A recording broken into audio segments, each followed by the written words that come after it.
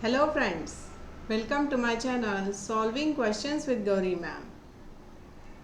Doctor Homi Bhabha बाल वैज्ञानिक competition की तैयारी में हम सब लोग जुड़े हुए हैं।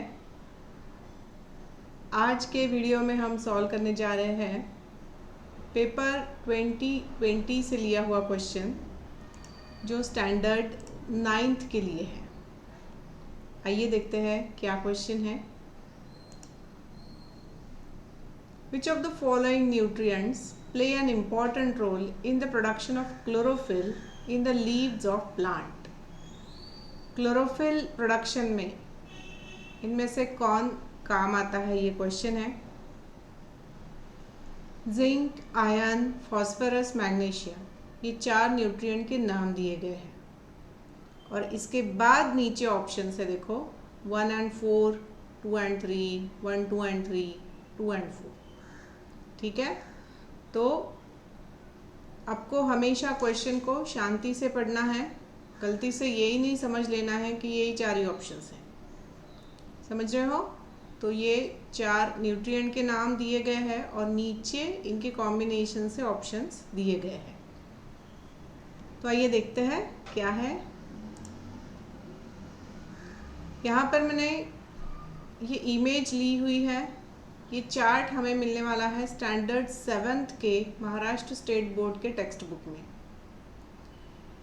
उसमें चैप्टर 4 जो है न्यूट्रिशन इन लिविंग ऑर्गेनिजम्स, उस चैप्टर में ये चार्ट दिया हुआ है। ये मैं इसलिए आपको याद दिला रही हूँ क्योंकि हमने बात की थी, देखो जब सिलेबस और बुक्स टू बी रेफर्ड के बारे में जानकारी ली थी, तब हमने देखा था कि हमें 9th के होमी बाबा के प्रिपरेशन में 7, 8 और 9th तीनों स्टैंडर्ड के बुक्स हमें रेफ़र करने हैं, राइट। तो देखो इस तरीके से क्वेश्चंस 7th स्टैंडर्ड के बुक से भी आएंगे, तो इसके लिए आपको प्रिपेयर रहना है।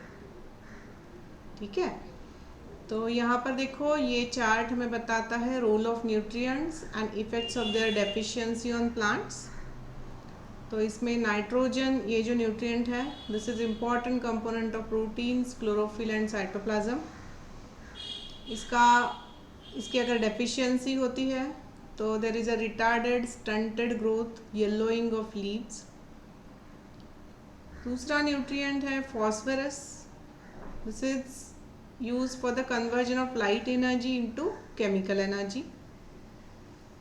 अगर डेफिशिएंसी है तो अर्ली लीफ फॉल है, late flowering, slow growth of roots. Next nutrient दिया गया है potassium, this is necessary for metabolic activities. अगर इसकी कमी है तो there is a weak stem, wilting of leaves कमज़ोर पड़ जाते हैं, फेलियर टू प्रोड्यूस कार्बोहाइड्रेट्स। इसके बाद देखो मैग्नीशियम है जो हमारे क्वेश्चन के हिसाब से है, प्रोडक्शन ऑफ क्लोरोफिल इसका काम है, और अगर इसकी डेफिशिएंसी है तो there is a slow retarded growth, yellowing of leaves. Another thing is iron. Iron जो न्यूट्रिएंट है, this is also use for the production of chlorophyll. ठीक है, इसकी भी डेफिशिएंसी है तो येलोइंग ऑफ लीव्स। मैंगनीज है, this is in a production of main plant hormones. इसकी अगर कमी है तो रिटार्डेड ग्रोथ, स्पॉटेड लीव्स। और जिंक न्यूट्रिएंट जो है वो लगता है for the production of hormones and their intermediates. Plant hormones auxin, gibberellin, याद है, साइटोकाइनिन, वो सब, तो उसके प्रोडक्शन में यहाँ पर हमें मैंगनीज और जिंक लगते हैं। पता नहीं आने वाले एग्जाम में इसके बारे में पूछा जाए। याद रखो manganese and zinc for the production of plant hormones, और इनका अगर डेफिशिएंसी है तो there is a retarded growth, yellowing of leaves. Done. तो क्वेश्चन के हिसाब से सिर्फ मैग्नीशियम और आयरन की बात करनी है।